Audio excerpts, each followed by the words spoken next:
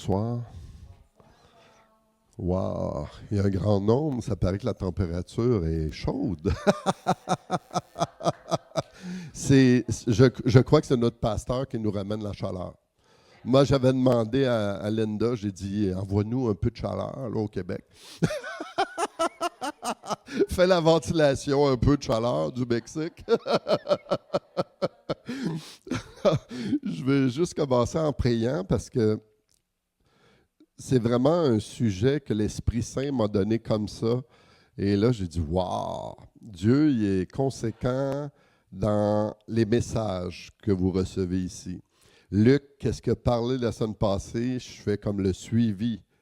Le Seigneur m'avait donné ça, il y a 2 semaines, la pensée, mais là, c'est comme un suivi. C'est wow. Je dis, wow, ça, c'est le Saint-Esprit qui peut faire ça de même. Parce que c'est lui qui révèle. Alors, je veux juste prier, Saint-Esprit, je te prie que ta parole ce soir rentre dans nos cœurs d'une façon profondément qu'on puisse saisir par l'Esprit de Dieu ta parole.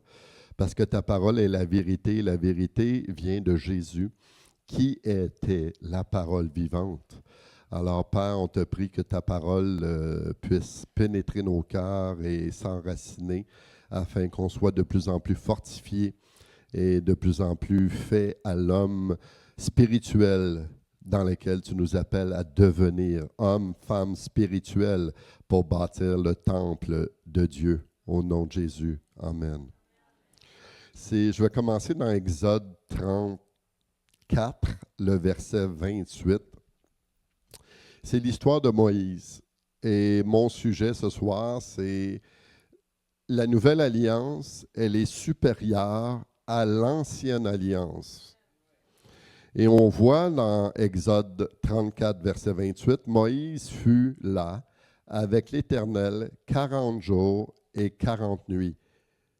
Et écoutez bien le miracle qui s'est produit à ce moment-là. Ils ne mangeaient point de pain et ils ne burent point d'eau. Et l'Éternel écrivit sur les pierres les paroles de l'Alliance, les 10 paroles. Moïse descendit de la montagne de Siné, ayant les 2 tables du témoignage dans sa main. En descendant de la montagne, et il ne savait pas que la peau du visage de Moïse rayonnait, parce qu'il avait parlé avec l'Éternel. Aaron et tous les enfants d'Israël le regardèrent, Moïse, et voici la peau de son visage rayonnait.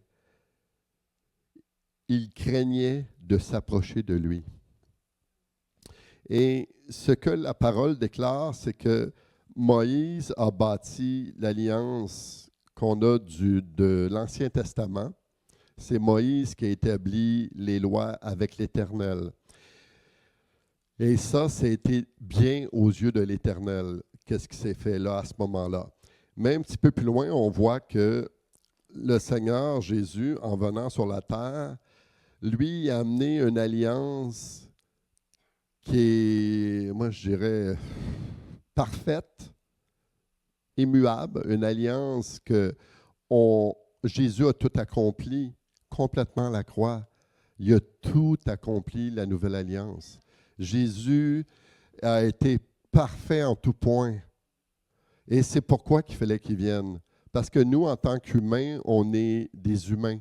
On est limités, on est faibles. Moi, j'aime beaucoup le chant que Nancy a chanté sur la faiblesse, parce qu'on est des êtres humains faibles. Parce que c'est juste Dieu, par sa grâce, qui nous rend puissants avec son onction. Il y a juste Dieu qui peut faire ça. Moi, je l'ai expérimenté souvent dans mes faiblesses où j'ai vu Dieu agir. Plus que quand je me pensais fort dans l'esprit ou fort parce que je connaissais toute la Bible.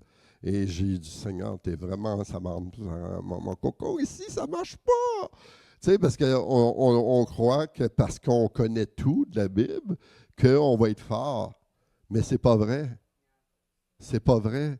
C'est ta communion avec Dieu, comme Jésus avait cette communion avec son Père. Et je vais venir aussi dans Hébreux 3. On va aller dans Hébreux 3. C'est juste un petit peu plus loin, là, dans Hébreux 3. Oui, un petit peu plus loin, là. On a changé de l'Ancien Testament au Nouveau Testament. Et là, j'ai quitté ma page, mais je reviens. Ce ne sera pas long. Et en passant, Jésus va guérir quelqu'un qui a un point dans le dos de fatigue incroyable ce soir.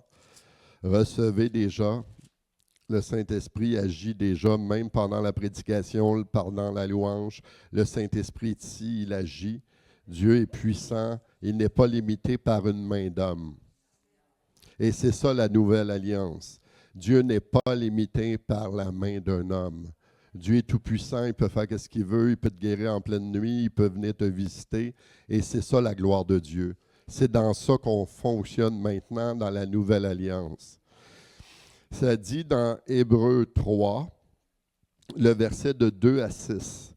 Jésus a été fidèle à celui qui l'a établi comme le fut Moïse dans toute sa maison. Car il a été jugé digne d'une gloire d'autant supérieure à celle de Moïse, que celui qui construit une maison a plus d'honneur que la maison elle-même. Chaque maison est construite par quelqu'un, mais celui qui a construit toute chose de la maison, c'est Dieu. Et c'est Dieu qui a accompli toute chose dans la nouvelle alliance. Pour Moïse, il a été fidèle dans toute la maison de Dieu, comme serviteur pour rendre témoignage de ce qui devait être annoncé. Mais Christ, il est comme le Fils sur sa maison, et sa maison, c'est nous, pourvu que nous retenions jusqu'à la fin la ferme confiance et l'espérance, donc nous nous glorifions. Parce que la nouvelle maison, c'est Christ. Et Jésus, il dit dans Jean, je n'ai pas la référence, mais il dit dans Jean, quand les gens décèdent, quand les gens vivent un décès, quand la personne elle a donné sa vie à Jésus, c'est une gloire de décéder. On ne le voit pas comme ça parce que nous, on a trop les yeux sur la terre. On pense que la terre, c'est « Wow, c'est le summum de la vie! » On s'imagine beaucoup de choses sur la terre. Mais dans le fond, les choses sont toutes périssables sur la terre. Tout va périr, la Bible dit. Même l'herbe a péri. Mais dans le ciel, je ne sais pas si vous avez vu le film d'un petit gars, ça dit « Si le ciel existait ». C'est basé sur une histoire vraie, ce film-là. Et moi, quand j'ai vu ça, j'ai pleuré, j'ai dit « Wow! » Jésus révèle son cœur à un enfant d'à peu près 6-7 ans, je ne me trompe pas de l'âge à peu près. Plus jeune? 3-4 ans? Wow, OK. Ben, Jésus révèle son cœur, il révèle le royaume des cieux, il révèle comment ça va être dans le ciel. Et là, tu vois l'enfant qui marche sur du gazon et le gazon repousse. Piou! Il relève parce qu'il n'y a pas de mort dans le ciel. Zéro mort. Ce n'est que la vie et la vie en abondance éternelle. Parce qu'on peut bâtir, parce que moi je travaille beaucoup dans rénovation, peinture, construction un petit peu, et on peut bâtir des choses terrestres, mais c'est limité tout ce qu'on bâtit. On est comme Moïse, on bâtit d'une façon terrestre. Mais quand c'est né de l'Esprit de Dieu, fait par l'Esprit de Dieu, parce que c'est Dieu qui l'a déclaré dans sa parole, tout ce qui est déclaré de la parole de Dieu s'accomplit à travers la puissance de l'Esprit. C'est l'Esprit qui est sur la terre que Jésus a promis. Il a dit, le Saint-Esprit sera éternellement avec vous. Continuellement, le Saint-Esprit va être là.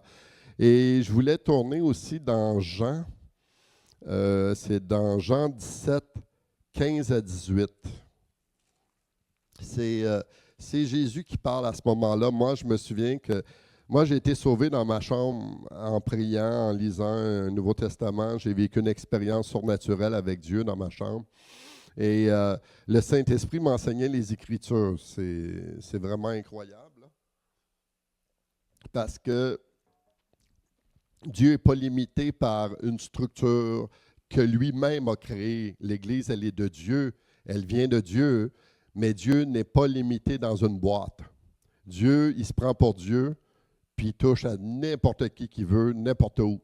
Parce que Dieu, il a la puissance, il est tout puissant. Alors, il est partout.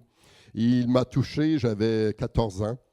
Il m'a fait comprendre que ça dit dans Jean 17, je vais retrouver mon petit papier pour mes notes. Bon, dans Jean 17, 15 à 18, ça dit « Je ne te prie pas de les ôter du monde. » C'est Jésus qui prie là. « Mais de les préserver du mal. » Et ce soir, on a chanté, Nancy et moi, on ne s'est pas parlé. Le verset parle très clairement de les préserver du mal. Parce qu'on a plein de tentations dans ce monde. Ils ne sont pas du monde, comme moi, je ne suis pas du monde. Sanctifie-les par la vérité. Ta parole est la vérité. Comme tu m'as envoyé dans le monde, je les ai aussi envoyés dans le monde. Et je me sanctifie moi-même pour eux, afin qu'eux aussi soient sanctifiés par ta parole, qui est la vérité. Ce n'est pas pour eux seulement que je prie, mais encore pour ceux qui croiront en moi par leur parole, afin que tous soient un, comme toi, Père, tu es en moi, et comme je suis en toi, afin que eux aussi soient un en nous, pour que le monde croie que tu m'as envoyé. Et Jésus, dans son cœur, il aurait pu, pendant qu'il était dans le jardin de Gethsémani, il aurait pu dire non, Père, ça ne me tente pas d'aller à la croix. Mais Jésus, librement, par amour, il avait compris que son Père lui avait donné une directive parce que Jésus ne faisait rien sans que le Père lui ait parlé. Ça, on oublie souvent ça. On est plus la parole écrite, mais n'oublions jamais que Jésus n'a rien fait sans que son Père lui ait parlé. C'est pour ça que c'est important la communion avec Dieu. C'est plus important que tout pour moi. Parce qu'Abraham a été sauvé, il n'y avait pas encore les Écritures, mais il y avait la crainte de Dieu. À cause qu'il craignait Dieu dans son cœur, Dieu l'a touché et l'a dirigé dans tout ce qu'il faisait dans sa vie sur la terre. C'est important, c'est très important. Et il dit dans le verset 22, dans Jean 17, « Je leur ai donné la gloire que tu m'as donnée, afin qu'ils soient un, comme nous sommes un, moi en eux et toi en moi, afin qu'ils soient parfaitement un et que le monde connaisse que tu m'as envoyé et que tu les as aimés comme tu m'as aimé. Père, je veux que là où je suis, ceux que tu m'as donnés soient aussi avec moi, afin qu'ils voient ma gloire, la gloire que tu m'as donnée, parce que tu m'as aimé avant la fondation du monde. Père juste, le monde n'a t'a point connu, mais moi, je t'ai connu, et ceux-ci ont connu que tu m'as envoyé, et je leur ai fait connaître ton nom. Je leur ferai connaître afin que ton amour, donc tu m'as aimé, soit en eux et que je sois en eux. On voit la dimension de la relation est une question d'amour. Jésus avait une relation d'amour avec son Père. Et souvent, on est là, nous, on veut faire des œuvres de Dieu. On dit, ah Seigneur, moi je suis chrétien, je lis ma Bible, je prie, je fais ci, je fais ça. Mais aussitôt qu'un besoin dans la rue à côté de toi, ou ton voisin, ou même ta soeur, ton frère, qui est dans le besoin, toi, tu y fermes la porte, puis tu as le moyen de l'aider. Tu viens de passer carrément à côté de toute, je dirais, la parole de Dieu. Parce que la parole de Dieu dit, tu aimeras ton prochain comme toi-même. Si tu n'obéis pas au deuxième commandement, puis tu dis, moi j'aime Dieu, j'aime Dieu, j'aime Dieu, je le loue, puis je fais tout ça, mais que je n'aide pas mon prochain, dans Galates, ça dit que je passe à côté complètement de la parole de Dieu. Alors Dieu nous appelle à marcher en communion avec lui et à faire les œuvres que Jésus a faites. Comment on reconnaît un arbre, une pomme, ça vient d'un pommier. Une poire vient d'un poirier. Mais c'est le même principe avec la parole de Dieu. Si je ne vis pas la parole, je ne dis pas qu'on est parfait, on n'est pas parfait, je l'ai dit dès le début, on est des humains. Jésus il a été parfait parce qu'il voyait que personne ne pouvait accomplir la loi de l'Ancien Testament. Il n'y a pas un chat qui a été capable. Hey, ils en ont tué des animaux, mon Dieu, le barbecue, ils devaient sentir dans ce temps-là, là. C'était un méchant gros barbecue. Là. C'était 3000 personnes qui faisaient des barbecues ou 5000. Là. Ça fait des odeurs d'animal. Là. C'est incroyable. Mais Jésus, lorsque lui est mort, il a payé une fois pour toutes. Il a payé vraiment, il a triomphé de tout. Et lorsqu'on est assis en Christ, moi j'ai vécu beaucoup d'épreuves, même ces derniers temps. Là, je prêche ce soir. Mais ma fille, un matin, m'a envoyé comme promener. Ça y tentait. J'ai dit, OK, Seigneur, je l'ai remis un peu à sa place. Puis après ça, j'ai dit, bien, Seigneur, je te prie de l'amener à devenir une vraie chrétienne. Parce qu'elle me dit, oui, je loue Jésus, j'ai les mains dans les airs, je prie, je lis ma Bible. C'est beau, c'est très beau de faire ça. Mais j'ai dit, si tu ne mets pas en pratique d'aider ton prochain à côté de toi, là, il dit, c'est un gros zéro ton affaire. Moi, personne ne m'a enseigné ça dès le début. Mais après que j'ai appris à connaître, puis à scruter la parole, puis à méditer, le Seigneur, avec Dieu, j'ai compris que si j'ai vraiment l'amour, je vais vouloir aider mon prochain absolument. Parce que ça fait partie du cœur de Jésus. Quand j'aime mon prochain, j'accomplis la loi. J'accomplis toute la loi, même, ça dit dans Galates. Alors, c'est important de manifester l'amour dans la mesure qu'on peut. Des fois, on est débordé. Moi, je sais que ma vie, elle est très débordée. Mais dans la mesure que je peux, si je dis oui, je le fais. Si je ne peux pas, j'essaie d'appeler la personne, l'avertir que je n'ai pas pu à cause que j'ai eu un empêchement. Parce que c'est tenir sa parole. Jésus tenait sa parole. Et moi, pour moi, tenir ma parole, c'est sacré. Parce que Jésus a tenu sa parole. Si je veux être comme Jésus, je dois tenir ma parole. Et si je ne peux pas, je dois avertir la personne. C'est juste le gros bon sens. C'est juste de marcher en accord avec Jésus. Et c'est ça, moi, c'est ça que l'Esprit Saint m'avait montré. Et de parler de Romains, parce que quand on est conduit vraiment par l'Esprit de Dieu, on devient des fils de Dieu, la parole de Dieu dit. Ça dit dans Romains 8, versets 3 à 9, je vais le lire dans la parole vivante. J'aime beaucoup la parole vivante parce que c'est une parole qui est plus explicite et plus simple et plus facile à comprendre.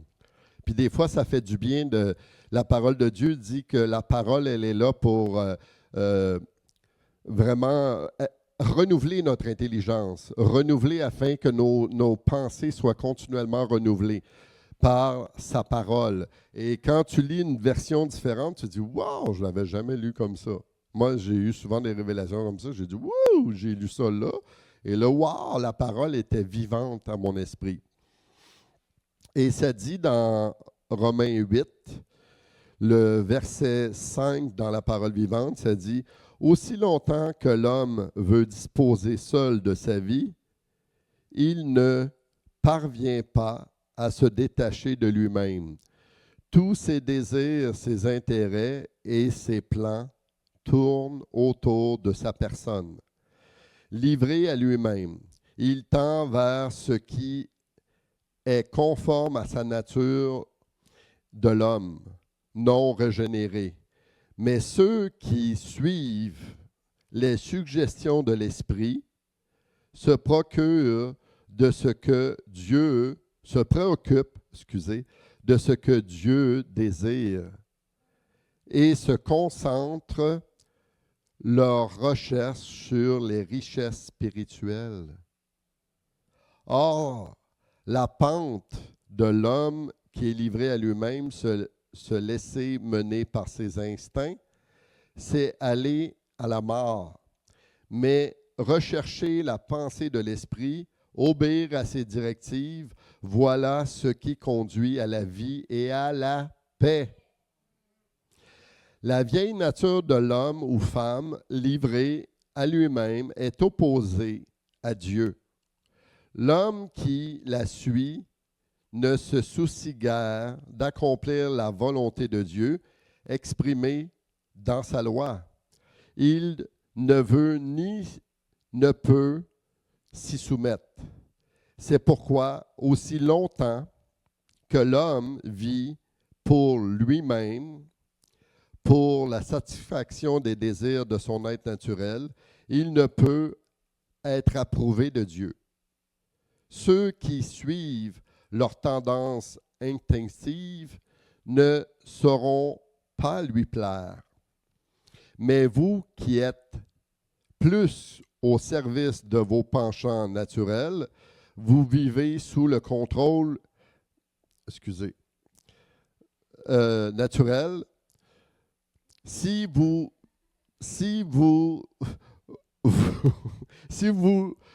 soumettez votre contrôle à l'Esprit de Dieu, vous suivez ses injonctions, si du moins il a fait sa demeure en vous. Évidemment, si quelqu'un n'a pas l'Esprit de Christ en lui, il ne fait pas partie des siens. Ce n'est pas un vrai chrétien. Et moi, j'en ai connu énormément. Ça fait 45 ans que je suis au Seigneur. Et j'ai connu énormément de personnes, mon Dieu, qui suivaient des cours bibliques, qui connaissaient la théologie au bout de ses doigts. Et j'en ai vu énormément tomber. Tu aurais beau avoir toute la connaissance, mais si tu n'as pas la crainte de Dieu, la crainte de Dieu. La crainte de Dieu, c'est ce qui te préserve du mal. Parce que quand tu as la crainte de Dieu est vraiment dans ton cœur, tu ne voudras pas déplaire au Seigneur, tu ne voudras pas pécher contre Dieu, tu ne voudras pas déplaire à Dieu, tu vas vouloir plaire à Dieu de tout ton cœur. Parce que la crainte de Dieu, c'est quelque chose qui est oublié aujourd'hui, là, comme j'ai vu avec ma fille un matin. Là. La crainte de Dieu n'est pas là. Ça fait que si la crainte de Dieu, elle est là, ça va changer ta vie. Tu vas voir les choses d'une autre dimension. Si tu as la crainte de Dieu, tu vas respecter ton père et ta mère. Si tu as la crainte de Dieu, tu vas respecter la parole, qu'est-ce qu'elle enseigne. Jésus a dit, suivez tous mes commandements. Jésus a dit, OK, vous n'avez pas été capable d'accomplir l'Ancien Testament, il n'y a pas de problème. Le Père a envoyé son Fils, il y avait une autre solution. Dieu a toujours des solutions. Le Dieu, moi, que je sers, il y a toujours une solution. Même dans la pire impasse de ta vie, Dieu a une solution. J'ai entendu tellement de témoignages de gens qui étaient dans des impasses incroyables. Et Dieu, miraculeusement, a intervenu à la dernière minute. Et des gens m'ont témoigné ça, puis j'ai dit « Wow! Wow! » Fait que Dieu a toujours une solution à nos problèmes. C'est à nous de prier. Souvent, au lieu de prier, moi, j'ai eu un père alcoolique. Au lieu de faire face à mes épreuves, mon père, là, c'était comme ça, il se lançait dans la boisson. Il pouvait prendre 12, 24 bières, 20 bières. Puis là, il était vraiment gelé avec ça. Puis là, le lendemain, « Hey, ça va bien, j'ai plus de problème. » Bien, pour la soirée, on va dire. Mais le lendemain, quand il se relevait, il y en avait plus parce qu'il y avait moins d'argent. Puis il avait mal à la tête. Puis en plus, son problème, il était plus gros parce que les intérêts montaient. Alors, avec le Seigneur, qu'est-ce que Dieu veut nous enseigner? C'est que, à travers l'épreuve, si tu mets en application la parole de Dieu dans ta vie, même à travers les épreuves. Et tu te confies en l'Éternel de tout ton cœur. Et tu ne t'appuies pas, comme le Proverbe 4 dit, sur ton intelligence, mais tu reconnais l'Éternel dans tout, tout ce que tu fais. Le Seigneur va être avec toi, je peux te le garantir. Moi, je n'étais pas supposé d'avoir d'enfant. Ma femme et moi, les médecins disaient, c'est impossible, monsieur. C'est comme gagner la loterie de 80 millions. C'est impossible, hein? Il dit, c'est impossible. Je vous le dis, là, vous n'allez jamais avoir d'enfant. Je dis, OK, merci, docteur. J'en connais un plus grand médecin, je vais me référer. Et moi, j'étais un peu fou de même. Je dis au docteur, je connais un médecin encore plus grand que vous. Fait que là, il dit, c'est qui? Ben, c'est Jésus. Moi, j'ai foi que Jésus, s'il l'a fait avec Abraham, la Bible dit que Dieu ne fait exception de personne. Alors là, j'ai commencé à apprendre l'histoire d'Abraham, à prier l'histoire d'Abraham à chaque jour. Et c'est pas que ma femme et moi, on ne l'avait pas fait plusieurs fois, là. Et un moment donné, un soir, je suis revenu de mon travail, puis j'ai donné un bisou à ma femme. Et là, j'ai senti, faisait quoi, je ne sais plus, là, ça fait peut-être 2 mois que je priais. Et un soir, j'ai senti en arrivant, il donnait un bisou, un bébé bouger dans mon ventre, comme l'histoire de Élisabeth, là, qui a eu l'enfant qui tressaillit dans son sein. Et moi, j'ai senti ça et j'ai senti une présence, la présence de Dieu venir sur moi. Et ça me disait, dis à ta femme, elle est enceinte. Ma femme a pas à rire, elle dit, non, Normand, t'es pas dedans. J'ai dit, OK, correct. J'ai dit, on va aller chercher des tests. Moi, j'avais la certitude que Dieu m'a parlé. On a été chercher des tests en pharmacie. Ça, les 2 tests, ça ne marche pas. Et là, à un moment donné, j'ai dit, ton frère, il n'est pas médecin? Elle a dit, oui. J'ai dit, pourrais te faire une prise de sang? Elle a dit, oui, c'est vrai, il peut faire une prise de sang. J'ai dit, moi, je suis convaincu que Dieu m'a parlé, puis ça fait 9 fois sur 10 que je ne me trompe pas quand il me parle. Fait qu'à un moment donné, tu viens, par l'usage, dans Hébreu, ça dit, aiguiser, entendre la voix de Dieu, puis à faire sa volonté. Et là, tu marches avec plus d'assurance dans la foi, parce que notre marche n'est pas terrestre, elle est par la foi. Et aussitôt que j'ai dit à mon épouse, OK, on a été le lendemain, son frère a dit, il n'y a pas de problème pour une test de sang, je vais t'écrire un papier, puis ma secrétaire va s'occuper de ça, puis tu viens demain. Fait qu'elle vient, on fait le test de sang. Le lendemain matin à Montréal. On était dans ce temps-là dans le secteur de Montréal. Et le soir, soit un appel de son frère qui est médecin. Il dit, Catherine, c'est pour t'annoncer, on a eu les résultats du test de sang et tu es enceinte. Ça fait que marcher par la foi, de faire confiance en Dieu, c'est pas une option. C'est naturel pour un croyant qui vit par l'Esprit de Dieu, parce qu'il est conduit par l'Esprit. J'ai eu dernièrement, à peu près 10 jours, un abcès aux dents. Et là, c'était une grosse boule ici là, qui me poussait dans le côté. Et là, j'avais une sœur qui m'avait dit, Normand, il va falloir que tu ailles voir un dentiste, si tu prescrives des pilules, puis ça va te coûter 50 pièces de pilules. Il faut traiter ça avant d'aller faire ton problème de dents. Moi, je prie, Saint-Esprit, tu as toutes les solutions, tu connais un truc, toi, que moi, je ne connais pas. Et il me dit, le Saint-Esprit me dit, prends un peu de peroxyde, à peu près une cuillère à soupe. Je me suis mis ça dans la bouche et je me suis gargarisé là où j'avais mal. Et ensuite, j'ai rejeté.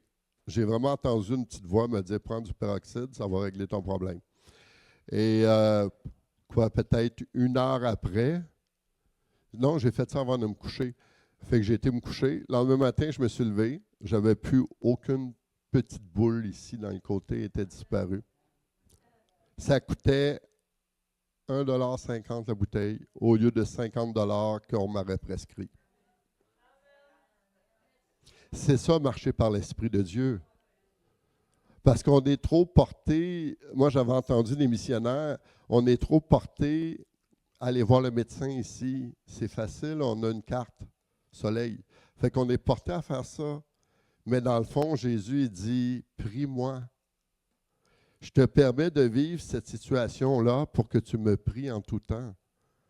Parce que dans les derniers jours dans lesquels nous sommes, les difficultés vont se multiplier. Et si je n'ai pas appris à bâtir une vie de prière comme pasteur Luc a dit la semaine passée, ben ça va être un combat toute ma vie, là. Parce que là, je vais dire, je vais aller chez le médecin. Mais à un moment donné, le médecin, il n'est plus rejoignable, là, parce qu'il est trop débordé.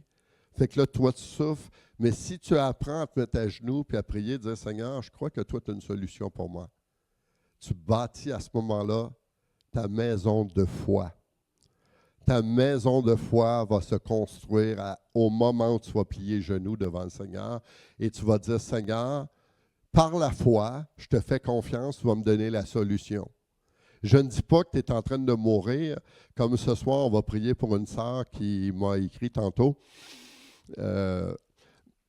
Dieu veut premièrement qu'on demande la prière.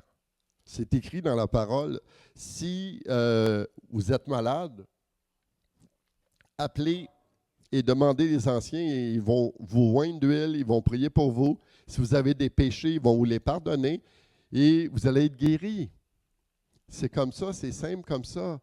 Mais il faut avoir cette foi d'enfant-là de dire, OK, je n'irai pas avec mes raisonnements, le monde au complet fonctionne comme ça, ou je décide de fonctionner à la Dieu. Toi, Seigneur, comment dans ta parole tu fonctionnais? Jésus allait et demandait, qu'est-ce que tu veux que le Fils de l'homme fasse pour toi? C'est comme ça fonctionner à Dieu, là. C'est de demander à Dieu. Je ne dis pas que quand ça fait 5 jours que tu es malade ou 10 jours, puis là, tu as essayé tout, de ne pas consulter le médecin. C'est pas ça que je suis en train de dire. Mais la première étape devrait de demander à Dieu. On devrait bâtir notre foi. Plus que tu bâtis ta foi, plus que ta foi, c'est comme un muscle. C'est comme celui qui fait l'haltérophilie. Il a commencé, il avait des petits bras minces. Mettons, il avait des petits bras minces. Mais à la fin, il est rendu avec bien des muscles. Samuel, il pourrait même en témoigner quelque chose. Je sais qu'il en fait, lui, des poids et haltères. Alors, c'est comme ça. La foi, c'est le même principe. Plus que j'exerce ma foi conformément à la parole de Dieu, conformément à tout ce que Dieu déclare dans sa parole et je le mets en pratique, plus que je fais ça, plus la puissance de Dieu est relâchée sur ma vie. Parce que tu plais à Dieu. C'est écrit, mon juste vivra par la foi. À cause que je plais à Dieu, automatiquement, Dieu prend plaisir en moi parce que je lui demande. Je ne fais pas comme dans le monde, là. Seigneur Towing, viens m'aider, là. Puis si tu ne réponds pas instantanément, je prends des pilules. Ça, c'est la pensée mondaine. Mais dans le Seigneur, on ne fait pas ça. On se tourne vers Jésus, puis on demande à Jésus de me guérir premièrement. C'est ça qu'on devrait appliquer continuellement dans nos vies. Et ensuite, si on voit que ça perdure, Dieu n'est pas contre les médecins, il les a créés. C'est juste qu'on nous, on doit apprendre comme croyants à dépendre de Dieu de plus en plus. C'est la clé de la foi, de bâtir la maison. Moïse a bâti avec Dieu, il a construit une maison avec Dieu qui était la construction de l'Ancien Testament. Et David a achevé la maison plus tard avec son fils, là, Salomon. Mais parce que David a eu tout le matériel et Salomon, lui, il a fini la maison. Alors, Dieu nous appelle à être des constructeurs. Dieu, pour moi, c'est vraiment un Dieu de construction, c'est un Dieu de vraiment d'entraînement. Il nous entraîne continuellement. Et nous, on doit, comme Paul dit, ne pas être de ceux qui se relâchent. L'apôtre Paul, il dit, ne soyez pas de ceux qui se relâchent, mais construisez continuellement. Parce que celui qui se relâche, la Bible dit, dans un autre endroit dans les Proverbes, je ne me trompe pas, ça dit, il est le frère de celui qui détruit. C'est écrit dans les Proverbes, ça. Que si je ne construis pas selon les principes de la parole de Dieu, je vais détruire ma vie.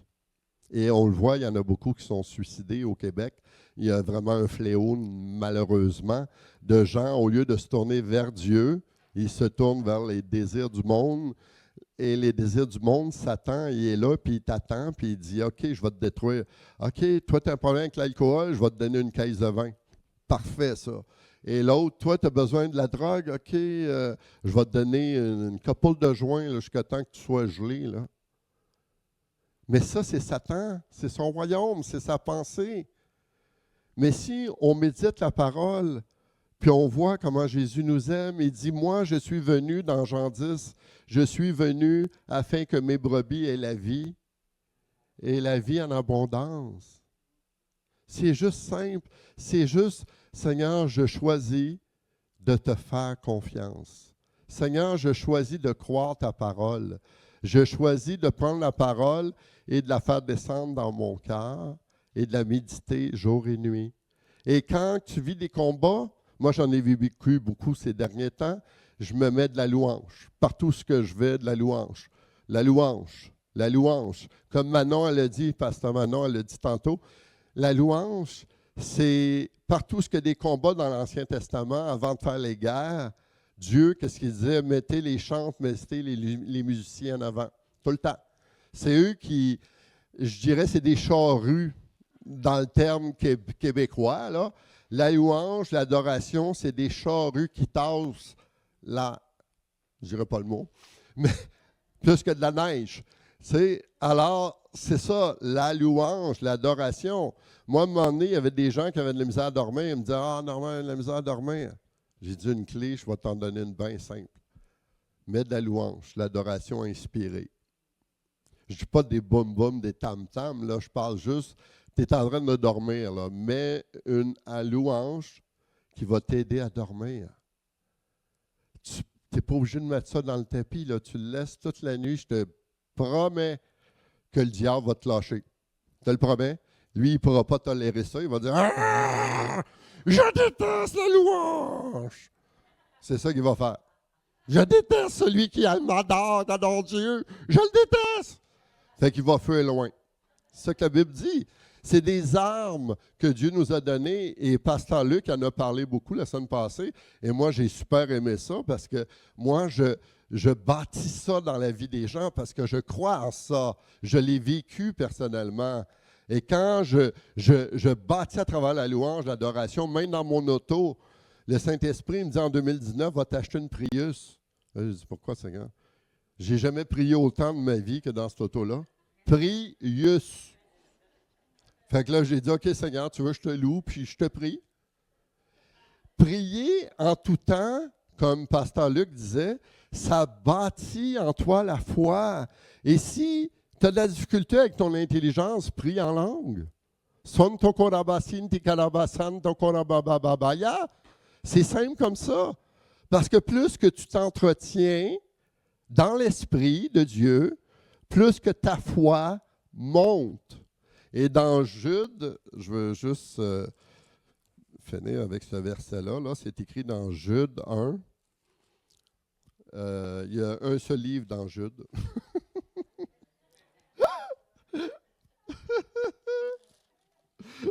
Bon, Jude 1. Ça dit,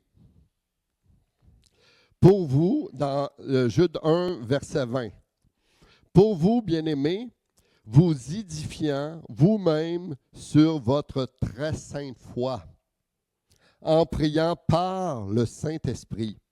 Maintenez-vous dans l'amour de Dieu en attendant la miséricorde de notre Seigneur Jésus-Christ pour la vie éternelle. Alors, même Paul dit de se maintenir dans le Saint-Esprit par le parler en langue. C'est quoi? C'est de parler en langue par le Saint-Esprit. Plus je parle en langue, Paul dit, mieux c'est encore. Plus que je vis des difficultés, plus je parle en langue. Plus que les temps sont durs, plus je me mets à louer le Seigneur. Parce que c'est des armes simples que tu peux faire même en travaillant. Tu peux aller travailler, puis toi, dans ton esprit, tu es concentré sur Dieu. Moi, c'est comme ça. Je travaille avec des gens, mais mon esprit est ailleurs. Mon esprit est dans le ciel. Je prie continuellement, je loue, je fais une discipline de ma vie, une vie de prière. J'appartiens plus, anyway, au monde de Satan. Fait que si j'appartiens plus au monde de Satan, j'appartiens au monde de Dieu. Si j'appartiens au monde de Dieu, ma vie est conformée à sa parole. Sa parole nous dit louer en tout temps. Il dit même un autre verset qui dit, si je ne me trompe pas dans Ténésiens, ça dit chantant, louant Dieu, tu te maintiens dans la louange, l'adoration en tout temps. Quand tu fais ça, tu maintiens ton esprit tout le temps là. Et je vous dis, moi, les miracles, mon Dieu, je n'aurais des comptes à compter pendant une semaine, là, des miracles parce que je fais ça dans ma vie. Le Saint-Esprit me dit, Normand, fais pas ça. Oh, OK, Seigneur, je recule. Il y a une auto qui passe. J'ai eu plein de trucs comme ça dans ma vie. C'est plein. Le Saint-Esprit nous avertit quand tu es plugué sur lui.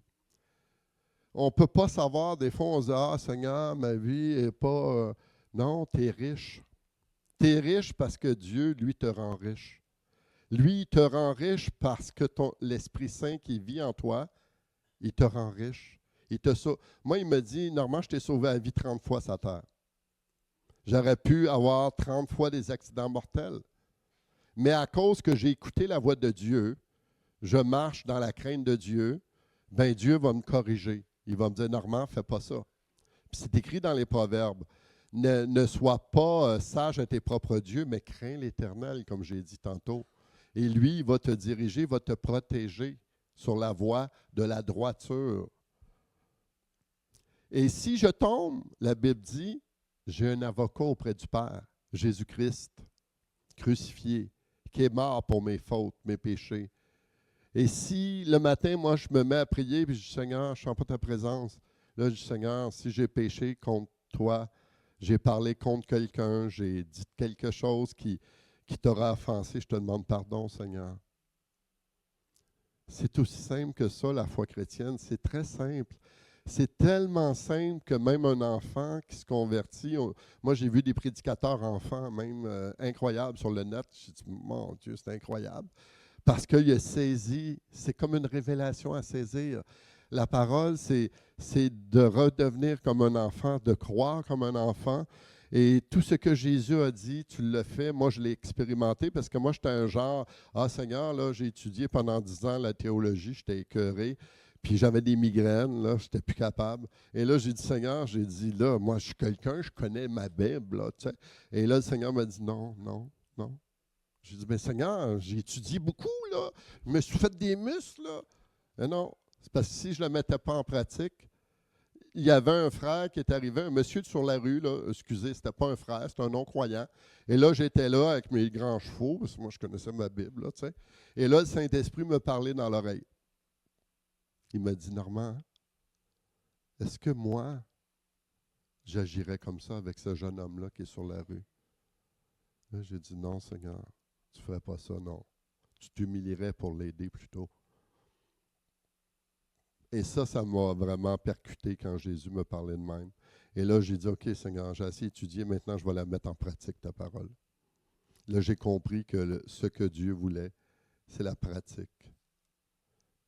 C'est très important de la mettre en pratique en tout temps et de s'encourager mutuellement. On est entre frères et sœurs, on s'encourage à louer Dieu, à adorer Dieu. Et si, mettons, tu rentres puis il y a des gens qui critiquent contre quelqu'un, toi, tu sors puis tu te mets à louer Dieu à la place. Je ne veux pas entendre. Je ne veux pas entendre. Je ne veux pas entendre, Seigneur, je veux juste faire ta volonté. Parce que si je reste dans ta volonté, je fais ce qui est bien aux yeux du Seigneur et Dieu va être avec moi tous les jours, qui dit, et le bonheur et la grâce vont m'accompagner tous les jours de ma vie. Tant que la crainte de Dieu reste dans mon cœur, Dieu va m'accompagner tous les jours de ma vie. Et c'est plein de promesses dans la parole. Il y a plein de promesses de Dieu. Et c'est pour ça que pour moi, les promesses de Dieu, il y en a beaucoup. Je les ai méditées beaucoup. Et le Seigneur nous encourage vraiment à continuer. Et que la vie de prière, moi, ce que j'ai aimé énormément, c'est la semaine de jeûne qu'on a eue Interéglise. Et moi, je dis, Seigneur, on devrait tout le temps monter la montagne tout le temps plus haut, plus haut, plus haut, plus haut, plus haut. Parce qu'avec Dieu, on finit jamais d'en apprendre des choses. Avec Dieu, c'est l'infini. Moi, j'ai essayé de comprendre Dieu avec ma tête pendant les 10 premières années, en méditant sa parole. C'est excellent, parce que ça a fondé ma foi dans la parole de Dieu. Mais à un moment donné, il faut vraiment scruter Dieu, connaître Dieu plus. Parce qu'il y en a, je vous dis, on va être rendu de l'autre côté dans le ciel, puis on va penser d'avoir vu un film d'horreur. Mais c'est parce que je n'aurais pas pris ce temps de connaître Dieu. Prenons le temps de le connaître. Investissez dans la prière, vous allez voir. Vous allez avoir même des sols que tu ne t'attendais pas. Moi, à un moment donné, il m'a dit, Normand, va à tel magasin. Là, je dis, Seigneur, mais je cherchais ça. Puis là, je m'en vais là, j'obéis à la voix que j'entends. Je m'en vais au magasin, pogne un sol que j'avais besoin pour l'article. C'est fou comme ça. Dieu est fidèle, Dieu est bon, Dieu est toujours là. C'est juste à nous d'écouter la voix de Dieu. C'est tout simple que ça. Et de prier en tout temps, comme disait Pasteur Luc, parce que l'autre fois, j'étais avec un frère, j'étais sur la route, je priais, puis ça me disait, continue à prier parce que là où tu t'en vas, tu vas avoir à dealer avec un problème. Et j'ai prié tout le long. Et quand je suis arrivé à cet endroit-là, il y avait un problème. Et à cause que j'ai prié en langue, j'ai prié, ben le problème s'est résolu. Parce que la prière va t'amener la solution. La prière va ouvrir ton intelligence, puis le Saint-Esprit va dire, fais ça. Moi, je vais vous conter une autre histoire comme ça. J'étais dans un théâtre et à un moment donné, je m'occupais des locations de salles. Et mon Dieu, c'était tellement gigantesque. Moi, je me sentais une fourmi dans un gros, gigantesque théâtre. Là, je dis, Seigneur, c'est toute une job qu'on m'a confiée, mais moi, je ne connais pas grand-chose. Et il y avait eu des breakers qui avaient sauté. Et là, je dis, Seigneur, qu'est-ce que je fais? Je ne connais rien dans l'électricité, mais zéro. Et là, j'ai prié, Seigneur, toi, tu connais toutes choses, tu sais que toi, tout t'appartient, tu connais tout, qu'est-ce qui est sur la terre. Alors, qu'est-ce que je fais? Et là, il me dit, va dans le tableau D, le numéro 53. Et je m'en vais là, le breaker avait sauté, je l'ai remis en place, puis tout est replacé. On ne peut pas savoir combien de bénédictions qu'on passe parce qu'on ne marche pas plugué par le Saint-Esprit. C'est vraiment, vous avez la plus grande bénédiction de votre vie. Et ce soir, je voudrais faire un appel pour ceux qui n'ont pas reçu le baptême du Saint-Esprit. Et j'aimerais prier pour vous. Et aussi un autre qui avait un problème dans le dos, aussi un point dans le dos, la fatigue. Un autre, c'était je ne me souviens plus du pied, là, mais j'ai eu ça avant la réunion. Une douleur dans le pied comme, pas une entorse, là, mais tu as une douleur dans la cheville. Alors, Jésus veut te guérir aussi de ça.